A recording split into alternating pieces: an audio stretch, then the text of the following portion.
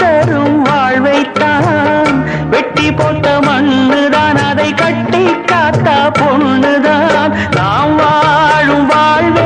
அது சில காலம்தான் உறவோடு வாழ்ந்தால் அது பூக்கோலம்தான் கெட்டாலும் பட்டாலும் உன் பேரந்தான் என்னடி ஞான பெண்ணே உண்மை சொல்லடி ஞான பெண்ணே நடந்தால் 2 அடி இருந்தால் 4 அடி நடந்தால் 2 அடி இருந்தால் 4 அடி